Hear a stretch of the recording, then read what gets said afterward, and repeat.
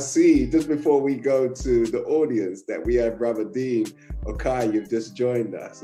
Greetings and welcome, Brother Dean. You come right at the tail end of our panel discussion, but based upon what you have heard, because we were looking at best practices in regards to following the best models if we're going to speak about reparations, as opposed to making things up as we go along and our weapon of choice being a whistle or something like that. So other than that, what are the best practices? What have people done and what have they achieved? Why is it in Dubai last week that the Arab Emirates decided to put on a memorial for the Jewish people in Dubai last week? The first time ever. What methodology are the Jews using that it's against the law now to actually state that the Holocaust didn't take place, and if you're a Holocaust denier, you'll go to jail. So these people have been able to rally their best minds to ring fence their suffering and ensure that everybody who played a part has been held to account. So what would you, just in summary, give us as your view of the best way to pursue reparations on behalf of our ancestors? Good afternoon, Minister, and all family watching. First of all, peaceful Sunday. God bless. Yes, sir. Thank you. Herein lies the difference after generations in terms of the Ashkenazi Jewish community. Feelings are separated. We have many contributors and we have some fractures. As all men and women of a particular experience, there are fractures in our community. Is one of the reasons that I set up ADPAC, is to be a conduit between the fractures, because the fractures, just like racism, can't be a permanent obstruction to the progress which is required. And irrespective of how small, how large, how complex, we all have a role to contribute, and especially in terms of reparations. So we had a reparations meeting about 2 weeks ago where various roles were discussed, not to detract from any reparations movement happening right now, but to add value, which is exactly what we seek to do. We seek to do it as ADPAC, you seek to do it, everybody on the panel seeks to do it, because it's about adding value. And once we understand that it's purely about adding value, we extrapolate our personalities and our feelings from the equation, understanding that we represent the greater family who are 3 million in population in the United Kingdom, which is a custodianship to take very serious. So now that all my hyperbole in the background is finished, our exact measures are several. And unfortunately for us, where we're so behind, they all must take place concurrently, which is why every contribution is of high value. So you have the optics, which is all that is created for the hearts and minds. Don't get it twisted, it's not for press. It's purely to gain the hearts and minds of the 3 million, because we need the 3 million apart from those who won't come on board. And those are the people we call collaborators. Now, to give a brief reason why collaborators become collaborators, and I'll give you an example. Tony Saul is a collaborator. Trevor Phillips is a collaborator.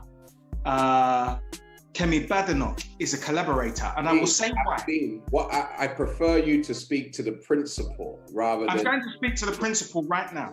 To name... And I named them for a reason, because... I know you are, and I love make them accountable, but I'm finished naming, sir. Right. Minister, I'm no longer on that trajectory. I merely use examples because I'm a simple man and people get the idea. However, off topic, so I apologize. No problem. My opinions don't represent the platform or the Nation of Islam. No, it's only because I want you to speak to the principle. Literally, that was the component that was coming next. You understand? So because we end up giving them gravitas. No, I'm not. Trust me, Minister. So that's why I wanted to put a full stop on that. I've landed my plane. Okay. So none of us start out in that way. And this is now accountability for our community.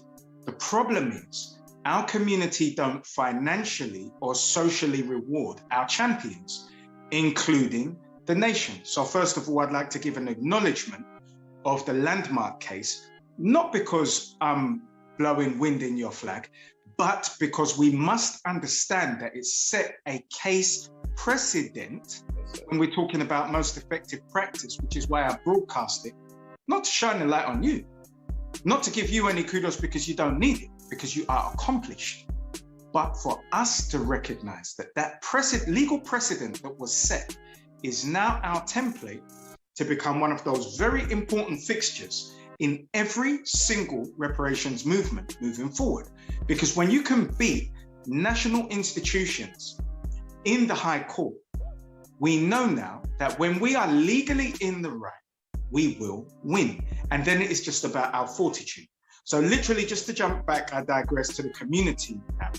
Because we don't financially or socially reward our champions, they will go where the rewards and financial accolades are. And that is in white supremacy. So thereby, those named individuals and many more not named will become collaborators.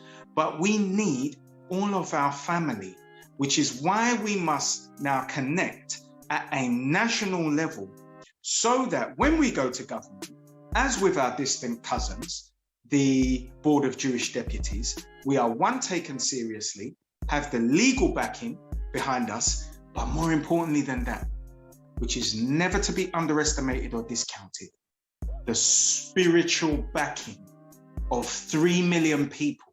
We know the power of collective prayer. We know the power of collective focus.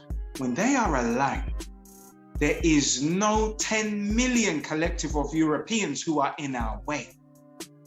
We are the most spiritually powerful entity on God's green earth. We are not asking this, we are aware.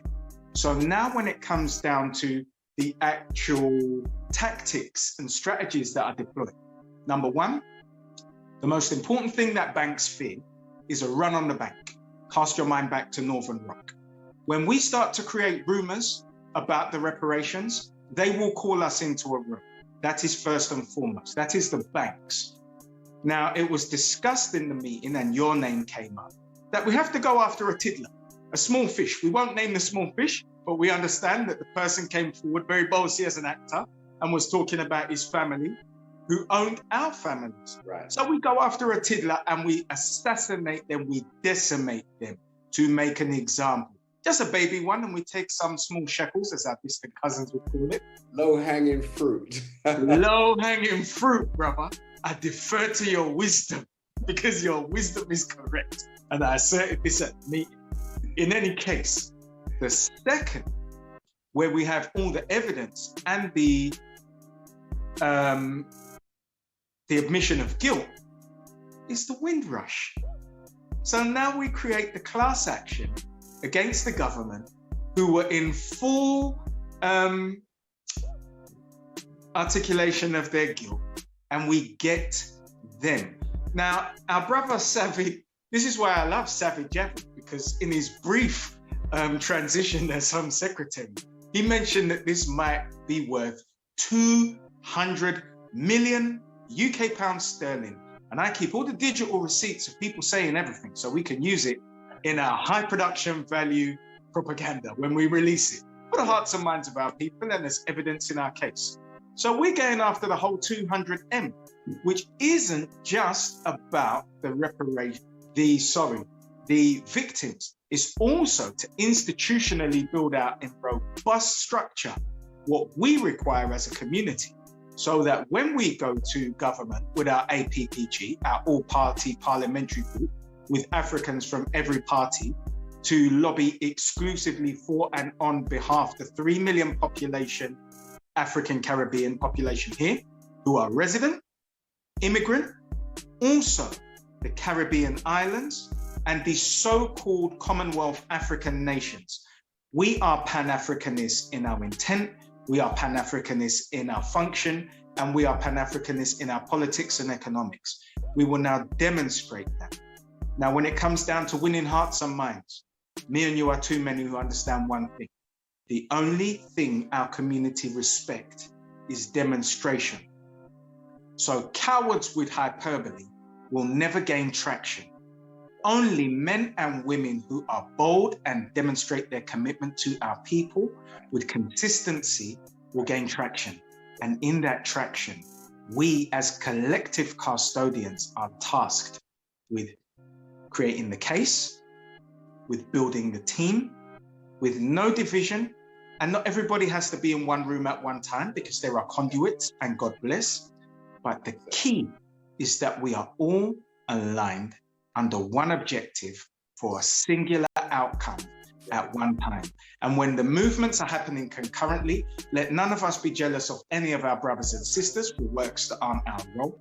Let us align under an ideology, under our ethos, and let us have, sometimes I've come from so many meetings and got so many broadcast terms will evade me, but I don't want to take up too much more of your show, Minister. I appreciate what you said, brother, because I love your ability to really articulate your thoughts in a manner in which the masses can understand.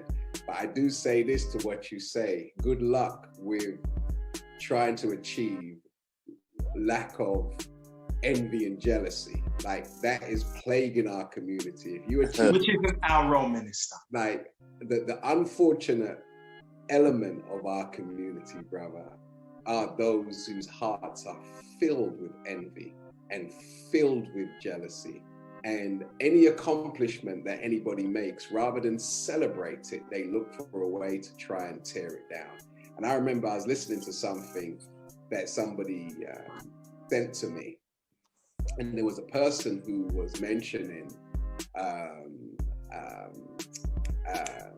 when I was on the radio once, mentioned the Rastas at the time. And I've tried my best to try to, be nice, okay? Now, obviously, if I'm in partnership with you, Dean, and we do something together, and I say, okay, we're gonna take this to court. If you are not a part of the court case, then it's clear you've chosen not to be. I concur. And the reason why you had the nation as 32 of our members as the claimants, and Brother Rashid Nix and Brother Abu Akil, because everybody else refused to sign up. Consistency is key. Yeah. So, and when you have a situation when, we fought for 4 years, my brother, 4 years. And I was there on the Saturday, I was there on the Sunday. Have an old saying, long run, short catch, right? But there are those who don't have spiritual endurance. They want quick gains. Do you understand? But this struggle that we're on, it's a marathon. It's not a sprint. And if we don't have the stamina to keep going, then we're not going to make it. Because so, brother, with your permission, can I just make an interjection?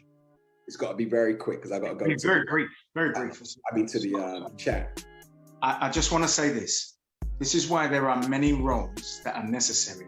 Because sometimes when there are fractures of opinion, not spiritually, it just needs the correct jostling in the right direction to keep those people on track. Remember, we are 3 million.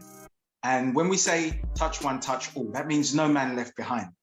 So as we widen out, but we widen out with wise counsel, everybody understands what sometimes isn't seen. You have operational leadership who can deal with what exists, and you have visionary leadership who see what needs to be implemented. Absolutely. Not everybody has visionary leadership. Absolutely. So I'm a little kinder at this juncture of my life, because there was a time when I was very mercenary and I would have cut many loose, but we want to take as many to the finish line as possible. So I'm not disagreeing with you, but there is important with that, Dean. One of the lessons I've learned is everybody is replaceable, not just dispensable, but replaceable. And in that 3 million that you mentioned, there's no need for us to tolerate certain people in our community because their replacement is right beside them, or their replacement is right in front of them. The idea is to continue to move forward. And there are those who are literally just placed among us to try to embroil us in negative conversation and negative discussion, because they want that to be the order of the day. But thank you for that, Brother Dean. Brother Adisa, then I'm going to go to yourself, Brother Trevor Hakeem. Thank you, Brother Dean. Brother Adisa, real quick. Thank you very much, Minister. Mine was just a quick one, just to say that as so far as elders, Brother Dean is one of the first people that assisted us with the formulation of our company. It was called something else at the time, but the contacts and the links that he gave to us willingly, without no financial reward for himself, it's been second to none. So I just wanted to publicly thank him and just send maximum respect to him for his support, most definitely. And that's what we need. And Dean's that type of brother. So we thank you, Dean, for being yourself, and yourself being a great asset to our community. So ladies and gentlemen, brothers and sisters, please give all of our panelists a big, well-deserved round of applause. I'm going to turn the floor over now